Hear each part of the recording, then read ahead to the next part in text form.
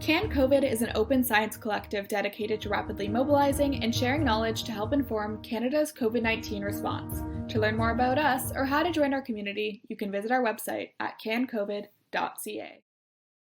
Hello everyone, and welcome to Can COVID Speaker Series. Thank you for joining us today. I'm delighted to welcome Doctors Ashley Randolski and Mario Capelli, who will be presenting to us on the mental health impact and service use of Ontario's young people since COVID-19. Dr. Randolski is the CIHR Health Systems Impact Postdoctoral Fellow at the Ontario Centre of Excellence for Child and Youth Mental Health and the CHEO Research Institute. Dr. Capelli is the Senior Clinician Scientist, also at the Ontario Centre of Excellence for Child and Youth Mental Health, also an adjunct professor of psychology and psychiatry at the University of Ottawa and Carleton University. So before we start every session, just a few things to note. We just ask that you ensure, for participants, to ensure that their microphones are on mute during the session. We also welcome you to ask a question by typing it into the chat box. And while questions will be answered during the Q&A period, we highly encourage you to type in your question in the chat box as they come to mind. And finally, all our sessions are recorded on YouTube and posted to Can COVID's YouTube channel. So without further ado, I will hand over the floor to our presenters today. Hi everyone, thank you Rosa for the introduction and for everyone for being here today. So as mentioned, our talk today will be covering the mental health impact and service use of Ontario's young people since COVID-19, and we'll be looking at differences between those with a mental health diagnosis and those without a mental health diagnosis. So some brief background, although I feel that this audience is quite well versed in the literature. We know now that the mental health impact of COVID-19 on young people is quite significant and quite severe. So young people have been among the age group with their mental health most significantly affected by COVID-19. And this effect is related to several factors, including a pre-existing decline in self-reported mental health by young people prior to the pandemic, the co-occurrence of important developmental and maturation milestones during this time, and then major daily routine and lifestyle transformations due to the safety restrictions. So now there's numerous cross-sectional studies that have been published that provide estimates that around 2/3 or over 60% of young people are reporting changes in their emotional and behavioral health related to COVID-19. Along with several of these studies, we've also taken a look at different correlates of socio-demographic factors, for example, that may be co-occurring among those with the greater mental health impact. And I've listed several of those factors here. Of particular importance today is that those with a pre-existing mental health concern or diagnosis are particularly at risk for declines in their mental health with the pandemic. Now, since we're only a year into the pandemic, and I shouldn't say only a year and taking that lightly, but being that we're a year into the pandemic, there's been few longitudinal studies that have been actually completed on the change in young folks' mental health since the beginning of the pandemic, but we are seeing that there's some early indications that mental health has actually continued to worsen as the pandemic has been persisting, which is of concern to us folks working with these young people. So the mental health services, of course, had to pivot in relation to the safety restrictions and concerns with the pandemic, and everyone adopted virtual strategies. So what was important to know about the mental health services and how they've changed during COVID is that all of the new changes that were happening was on this backdrop of already a scarcity of mental health services being provided to youth. So now with a greater demand in services that we're noticing that are coming down the pipe with the mental health impact of young people since the pandemic, it further increases this need to gap care. And this is quite concerning. Additionally, young people used to be able to seek community-based providers or other trusted adults in the community or the school, and those would often tend to bring the concerns forward about mental health or help quickly identify those individuals who do have a need. But now that we don't have those other areas to access, it causes concern about whether and how we can identify the young people who need our help a lot sooner. So with the need in mental health going up, with the pivot to the virtual delivery of services and now the onset of more digital interventions, the Government of Canada was made aware of all these changes and decided to commit substantial funding to several online counseling skill building programs and fund some of these programs to make them available for free or a low cost to these individuals. And a lot of these changes started happening around April 2020. One other information that's important to keep in mind in the background here is that now we're starting to wonder whether or not these virtual provider-based services that we're seeing and some of these other publicly funded digital mental health services that are being provided, whether they're actually meeting the needs and preferences of young people.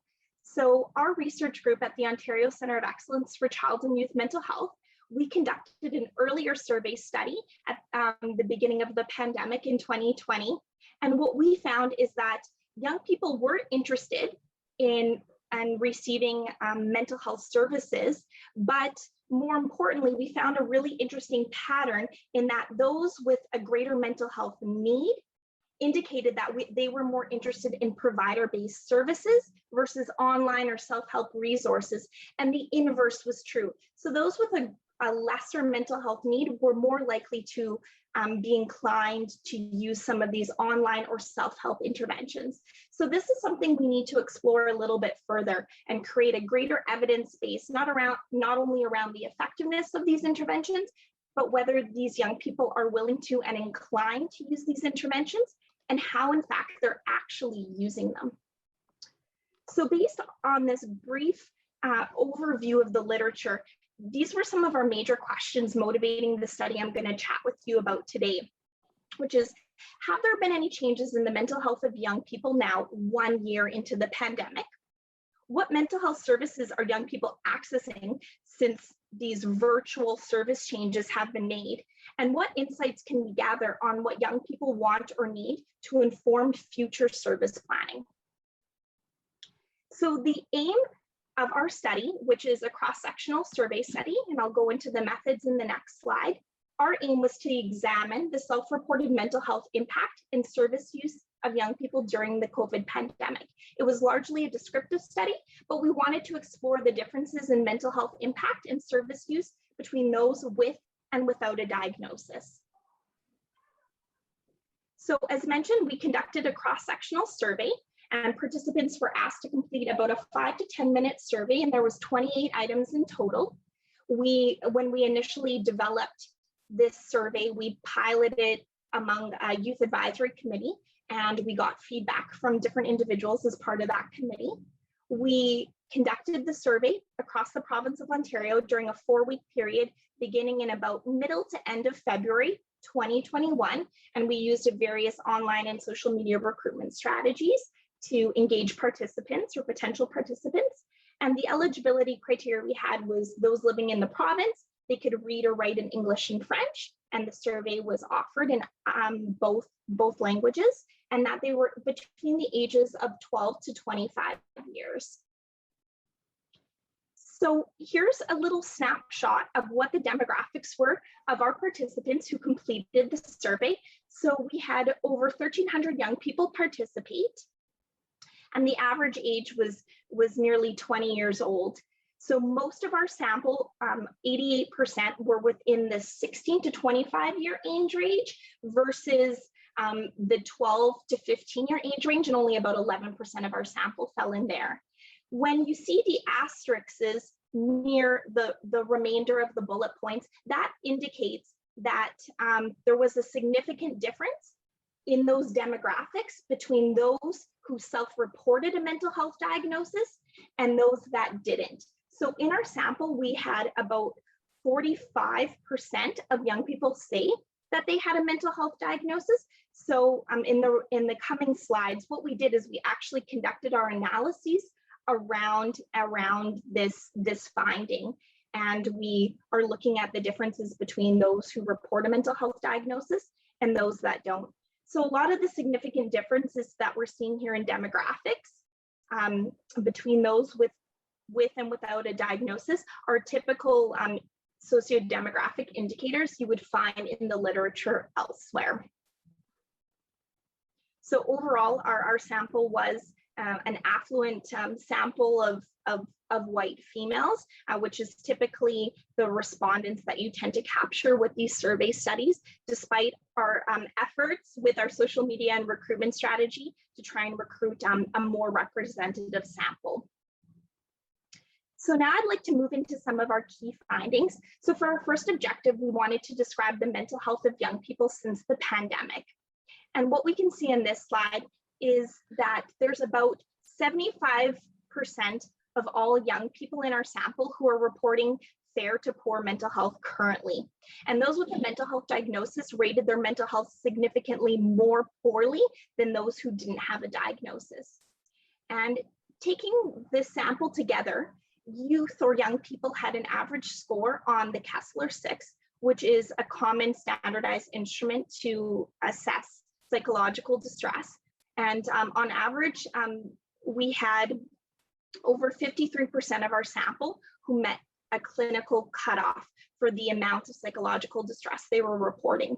However, when we look at those with or without a diagnosis separately, only the subgroup with a diagnosis had an average Kessler score above the cutoff.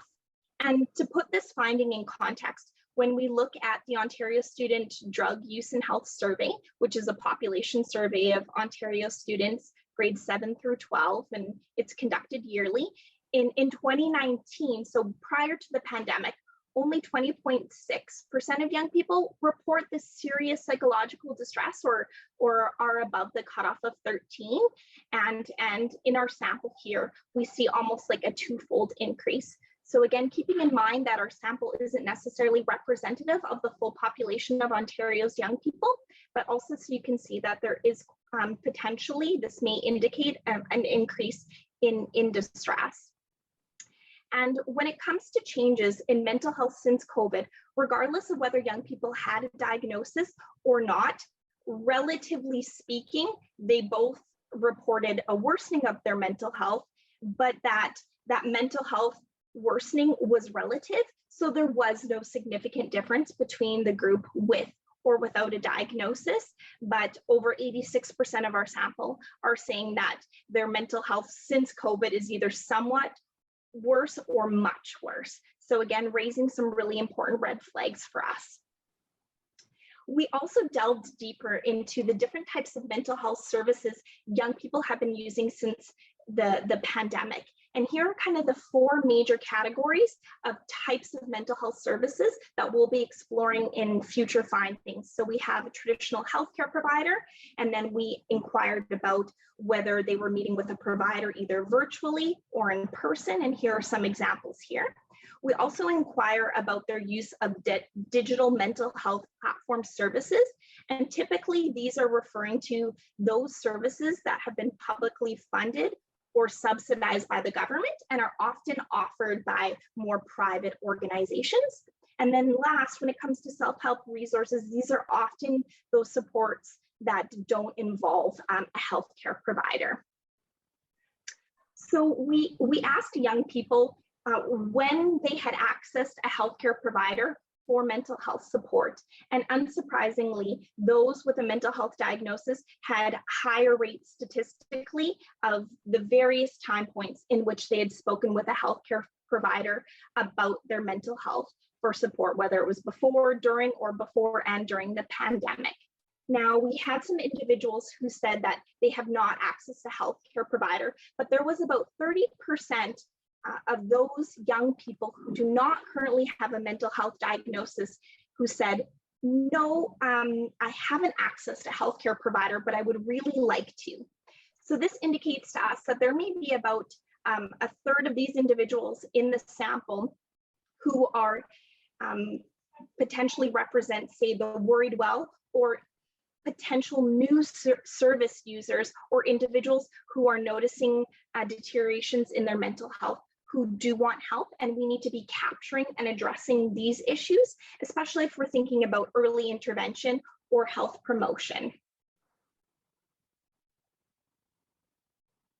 Then we also inquired about the types of mental health services or supports accessed since COVID-19, and we broke the different services out into these categories here. So regardless of the type of mental health support, those with a mental health diagnosis were more likely to use the various supports that you see here, with the exception of friends and family. So rates of speaking with a friend or family or trusted adult were very high across both subgroups. And among both subgroups, virtual provider-based services were the most popular. So speaking with a healthcare provider using an online platform. But what we do see is that individuals in general with a mental health diagnosis are more inclined to be using any of these services that you see here. And what I'd like to indicate with this slide is we looked at some of the services individually and in combination. So the point I'd like to make here is when it comes to accessing digital platform-based services, so some of those more publicly funded services, we had up to only 6% of individuals in our sample that were only using this type of service as their only form of mental health support. But in general, those with a mental health diagnosis continued to be more likely to seek out to actually speak with a professional versus other forms of mental health service and support use.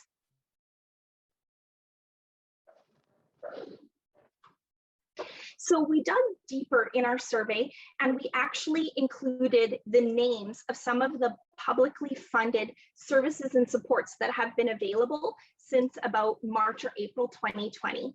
And what we found is that in general, the rates of awareness of these types of publicly funded services is quite low overall. And however, their awareness is greater than their use that we see here.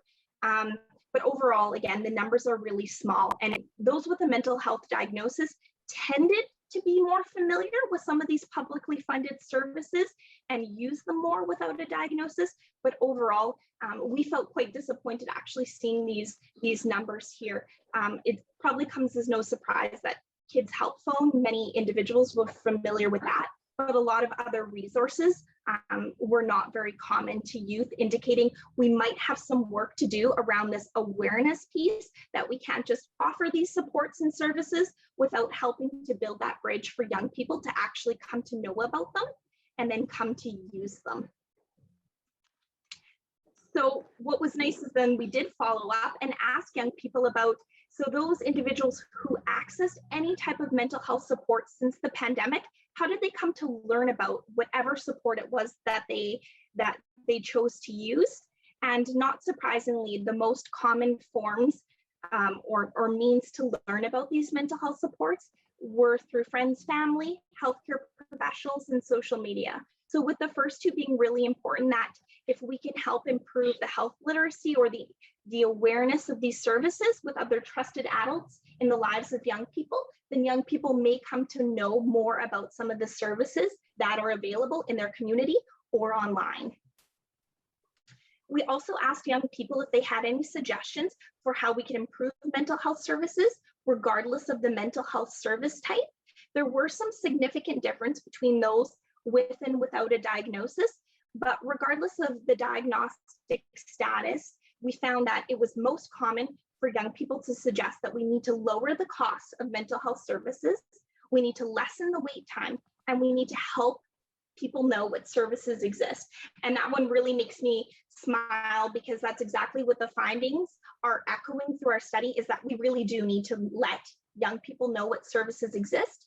We get this sense that they're interested and eager to use services and help themselves and say that they're willing to meet with a provider or they're interested in meeting with a provider, but they don't know where to start. And so that's something that we can definitely take some action on. So Rose, I'm trying to be mindful of the time, and I don't have the clock right in front of me, but I think I only have a couple more slides.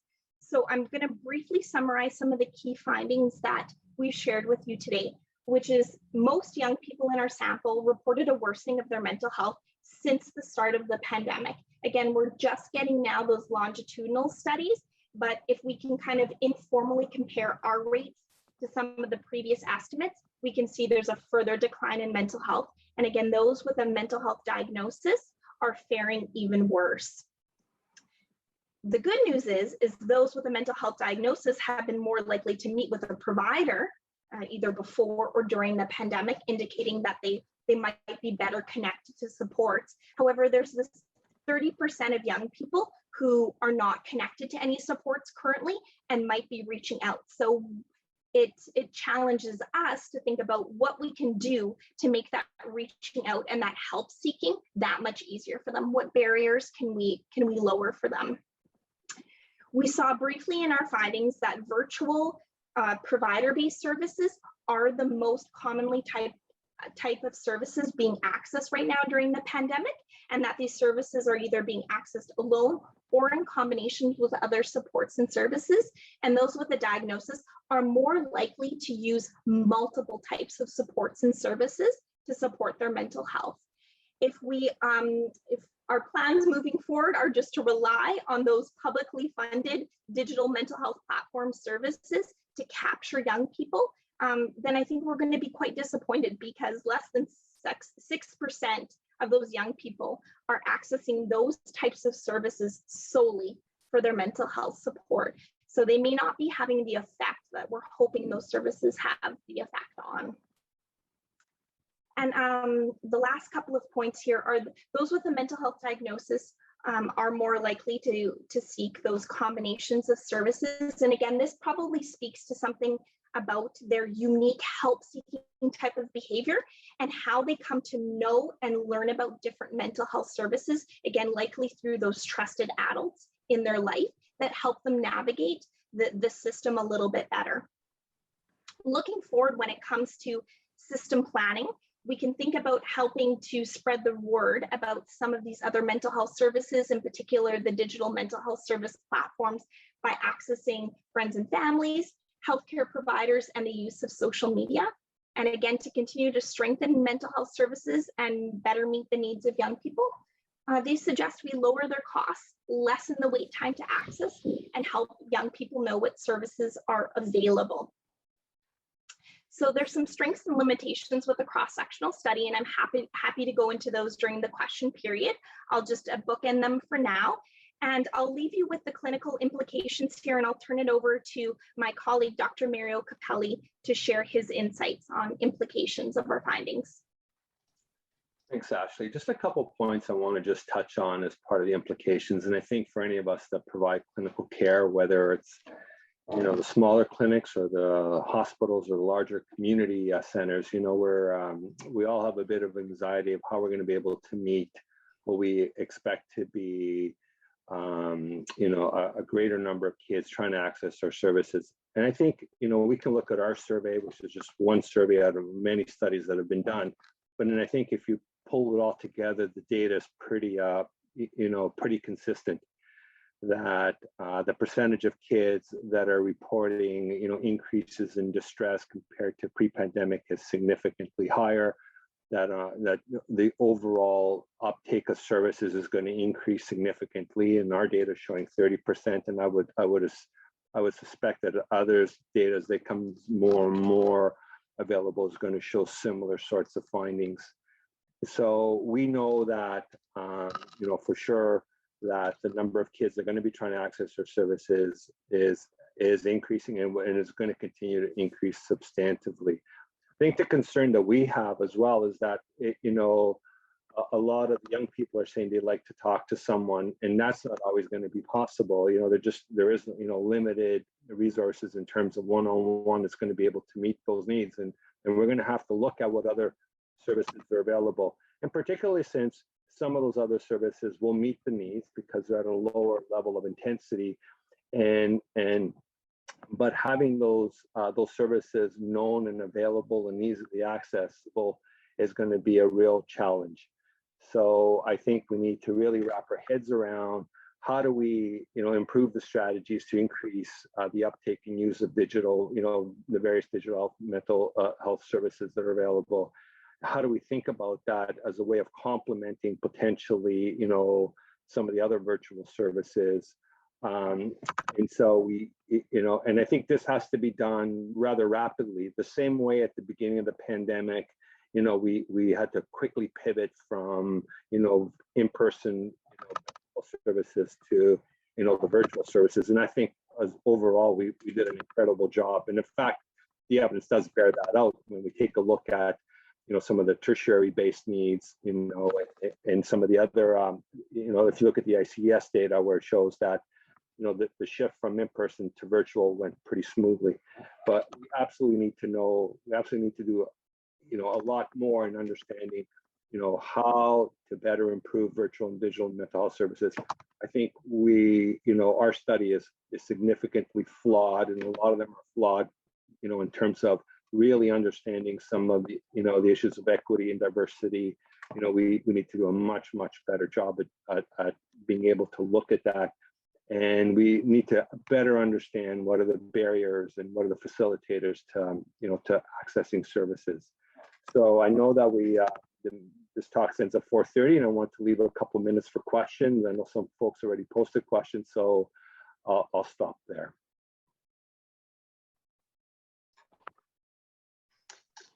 Thank you, Drs. Randomski and Capelli. What a great presentation. I'm actually going to hand over, unfortunately, my computer just froze on me. So I'm actually going to hand over the question and answer period to my colleague, Kate, to field the questions. So sorry about that. Unfortunately, I can't see the chat box at all. So hi, Professor Ashley Radomski and Mario Capelli. Thank you for a very interesting presentation. So I'm just going to read a couple of the questions that have come in, a couple specifically regarding the survey. The first being, how was mental health defined when youth were responding to the question of, is your mental health getting better or worse? I'm happy to answer that question. Great question. And we just asked it just like that, a conversational type question. So the only standardized mental health instrument or tool that we incorporated in our survey was the Kessler-6. So that how they could respond to their mental health was a Likert scale, which you kind of saw there. It was a 5-point Likert scale, and it was just simply asking them that question in the way that it was phrased. Thank you. And our next question is, when you are using the term mental health diagnosis, are you referring to DSM mental disorders diagnosed by a professional, such as a psychologist or psychiatrist, or are you relying on the youth to determine what is meant by the term mental health diagnosis? And if it is DSM disorder, do you ask what disorders they have been given and compare responses based on the type of mental disorder? Sorry, Mario, okay, I think you're indicating for me to respond. So that one, this is self-reported. So we ask them if they have a formal mental health diagnosis, and then they can click yes or no. We do ask them information about listing and describing their mental health concerns. For the purposes of brevity, we didn't get them to indicate necessarily which concern was one that they had a diagnosis for. And I didn't present the data on the mental health concerns or their potential diagnoses in the presentation today. And we have not yet analyzed the data as to whether or not their mental health service use or any other indicators of their mental health are related to different types of diagnoses. That may be something that we consider for future analyses, but I don't have that data with you today to share. But if you want, you can email me and I'm happy to provide you with anything we have. Thank you for that. I think and even though we didn't present today, we've looked at a little bit of the data, and we know that the vast majority of the mental health diagnoses fall under the internalizing disorders. So, and I think that also reflects, the sample that ended up responding, and the challenges that we had in terms of, getting responses from, from males, right? And I think, you know, even other things like, you know, we didn't really drill down into some of the more the concurrent disorders, and, you know, which I think need to be really flushed out as well. That's a great point, Mario. So what I can say is our top 3 most highly ranked mental health concerns and or disorders were anxiety, depression, and ADHD among our sample. I hope that helps. Thank you both for your fascinating presentation today. Unfortunately, we are at time, so we can't continue with more of the questions that have been received, but thank you very much for taking time out of your days to present to us today. And we welcome hearing the later results of your survey as they come in.